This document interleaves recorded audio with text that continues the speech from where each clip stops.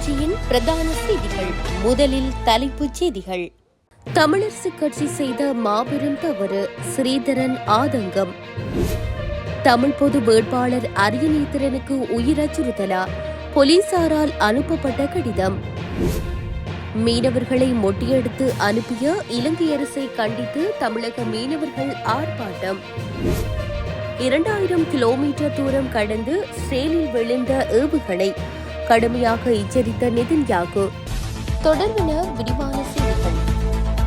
தமிழரசுக் கட்சியின் மத்திய செயற்குழுவில் உள்ள அனைவரிடமும் கலந்தாலோசிக்காமல் தனிப்பட்ட ரீதியில் சிலர் எடுத்த முடிவானது தமிழரசுக் கட்சி விட்ட மாபெரும் தவறு என நாடாளுமன்ற உறுப்பினர் சிவஞானம் ஸ்ரீதரன் குற்றம் சுமத்தியுள்ளார்.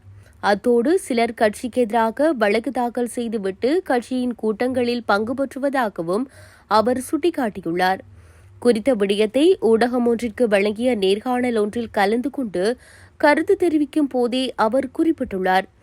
இது தொடர்பாக அவர் மேலும் தெரிவிக்கையில், கட்சியில் நாங்கள் கடந்த காலங்களில் எடுத்த முடிவுகள் குறித்து மக்கள் விரக்தியடைந்துள்ளனர். இவ்வாறு மக்கள் விரக்தியின் அமுக்கம்தான் தமிழ் பொது வேட்பாளர் என்ற ஒரு வடிகாலை திறந்து வைத்துள்ளது. இவ்வாறு தமிழ் மக்கள் எடுத்துள்ள முடிவுகளுக்கு எதிராக தமிழரசுக் கட்சி தன்னிச்சையாக முடிவுகளை எடுத்தால் அது தமிழரசுக் கட்சியின் உள்ளக மோதல்களை மட்டுமல்ல, கட்சியிலிருந்து தமிழ் மக்களை அந்நியப்படுத்தும் சீர்பாடாகும்.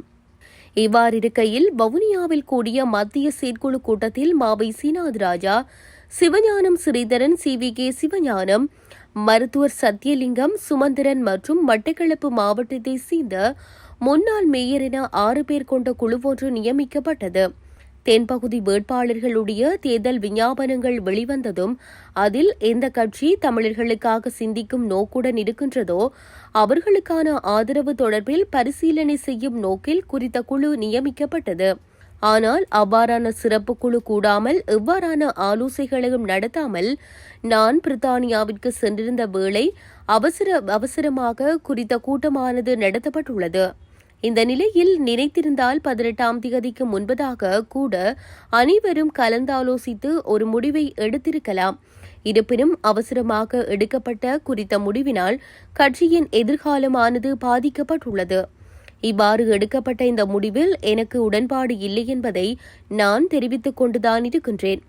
நான் நடைபெற்ற அனைத்து கூட்டங்களிலும் தமிழ் பொது வேட்பாளர்களுக்கு எனது ஆதரவினை தெரிவித்திருந்ததுடன் பிரித்தானியா சென்றபோதும் அதனை எழுத்து மூலமாக அறிவித்திருந்தேன். இந்நிலையில் இது தொடர்பாக நாளை சிறப்பு குழுவுடன் கலந்துரையாட தயாராக உள்ளோம். சுமந்திரன் எடுத்த முடிவானது அந்த நேரத்தில் அவரால் எடுக்கப்பட்ட முடிவு. நியமிக்கப்பட்ட விசேட குழு ஆராய்ந்து அறிக்கை சமர்ப்பித்த பின்னரே மத்திய குழுவின் தீர்மானம் எடுத்து நிறைவேற்றப்பட்டிருக்க வேண்டும். அவ்வாறு செய்ய தவறியது கட்சி விட்ட மாபெரும் தவறு. எனவே தமிழ் இனத்திற்காக தமிழ் பொது வேட்பாளருக்கே நான் ஆதரவை வழங்குகின்றேன். இந்த நிலையில் தமிழ் மக்கள் அனைவரும் தமிழ் பொது வேட்பாளருக்கு ஆதரவு அளித்து தங்களுடைய நிலைப்பாட்டை சர்வதேச சமூகத்திற்கு அறியத்தர வேண்டும் என அவர் தெரிவித்துள்ளார். எதிர்வரும் ஜனாதிபதி தேர்தலில் அச்சுறுத்தல்கள் தொடர்பில் தமிழ் பொது வேட்பாளர் அரியநேத்திரனுக்கு பிரதி போலீஸ் மா அதிபரால் சிங்களத்தில் கடிதம் ஒன்று அனுப்பி வைக்கப்பட்டுள்ளது. இம்முறை தேர்தலில் அரியநேத்திரன் மீதான மக்கள் செல்வாக்கின் நிமித்தம் உயிருக்கு ஏதேனும் அச்சுறுத்தல் ஏற்படக்கூடும் என்று அக்கடிதத்தில் குறிப்பிடப்பட்டுள்ளது. அதில் ஜனாதிபதி தேர்தலில் தமிழ் பொது வேட்பாளராக போட்டியிடுவதால் இலங்கை தமிழரசுக் கட்சியின் உறுப்பினர்களான நாடாளுமன்ற உறுப்பினர்களான இரா சாணக்கியன் மற்றும் MA சுமந்திரன் ஆகியோர் அதிருப்தியில் இருப்பதும் சுட்டிக்காட்டப்பட்டுள்ளது. மேலும் பொதுமக்கள் சந்திப்பு மற்றும் நிகழ்வுகளின் பாதுகாப்பு தொடர்பில் நடவடிக்கை எடுக்கப்படும் போது அந்த விடயங்கள் குறித்து அவதானம் செலுத்துமாறு கேட்டுக் கொள்ளப்பட்டுள்ளது. இதன்படி கீழ் குறிப்பிட்ட பொது விடயங்களில் கீழ் அச்சுறுத்தல் உள்ளதென்றும் அது தொடர்பில் அவதானமாக செயற்படுமாறும் கூறப்பட்டுள்ளது.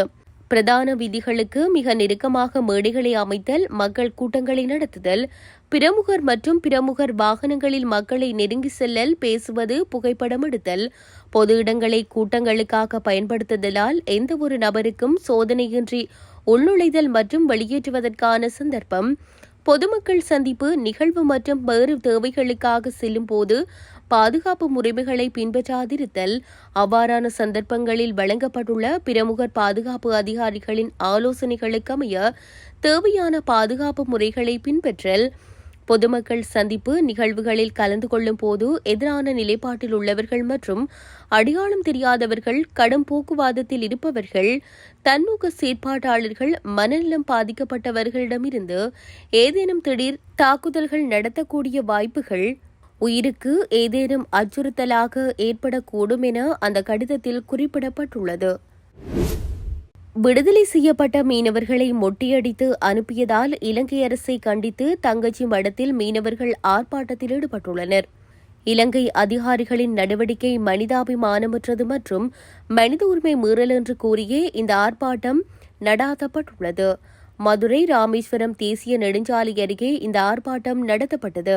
கடந்த ஆகஸ்ட் 27ஆம் தேதியன்று தொழிலில் ஈடுபட்டிருந்த 8 கடற்றொழிலாளர்கள் இலங்கை கடற்படையினரால் கைது செய்யப்பட்டனர். அத்துடன் அவர்களின் இயந்திர படகும் பறிமுதல் செய்யப்பட்டது. இந்த நிலையில் நீதிமன்றத்தில் முன்னிலைப்படுத்தப்பட்ட 8 கடற்றொழிலாளர்களும் நீதிமன்ற காவலில் வைக்கப்பட்டனர். இனிமேலும் இவ்வாறான மனிதநேயமற்ற செயலை பொறுத்துக் கொள்ள மாட்டோம். ஆகவே மத்திய அரசு உடனடியாக நடவடிக்கை எடுக்காவிட்டால் தமிழகம் தழுவிய மாபெரும் போராட்டங்களை தொடர்ச்சியாக மத்திய அரசுக்கு எதிராகவும் இலங்கை அரசிற்கு எதிராகவும் நடத்துவோம் என மீனவர்கள் எச்சரித்துள்ளனர். ஈரான் ஆதரவு ஹவுதி கிளர்ச்சியாளர்களால் இஸ்ரேல் மீது பாலிஸ்டிக் ஏவுகணை ஒன்று ஏவப்பட்டுள்ளதாக சர்வதேச ஊடகங்கள் செய்தி வெளியிட்டுள்ளன. இந்த தாக்குதல் தொடர்பில் இஸ்ரேல் பிரதமர் பெஞ்சமின் நெதன்யாகு வடக்கு ஏமனை கட்டுப்பாட்டில் வைத்திருக்கும் ஹவுதி கிளர்ச்சியாளர்கள் பெரும் பதிலடியை சந்திக்க நேரிடும் என எச்சரித்துள்ளார். மத்திய இஸ்ரேலுக்கு ஹவுதி கிளர்ச்சியாளர்கள் இவ்வாறான தாக்குதலை முன்னெடுத்த முதல் தடவையாக இது தெரிவிக்கப்படுகிறது. இந்த நிலையில் குறித்த தாக்குதலுக்கு 2040 கிலோமீட்டர் தூரம் சென்று தாக்கும் ஹைபோசோனிக் பாலிஸ்டிக் ஏவுகணை பயன்படுத்தப்பட்டதாக ஹவுதியின் செய்தி தொடர்பாளர் யாக்யா சிரியா தெரிவித்துள்ளார். ஹைபோசோனிக் பாலிஸ்டிக் ஏவுகணையானது அந்த தூரத்தை கடக்க வெறும் 11 அரை நிமிடங்கள் மட்டுமே எடுத்ததாக தெரிவிக்கப்படுகிறது. மேலும் ஏவுகணையின் பாகங்கள் மத்திய இஸ்ரேலில் உள்ள பண்ணையொன்றில் விழுந்துள்ளதுடன் உயிரிழப்புகள் ஏதும் பதிவாகவில்லை. இத்துடன் செய்திகள் யாவும் நிறைவு பெறுகின்றன. மேலதிக செய்திகளை அறிந்து கொள்வதற்கு www.tamilaram.com எனும் இணையதளத்தை பார்வையிடுங்கள்.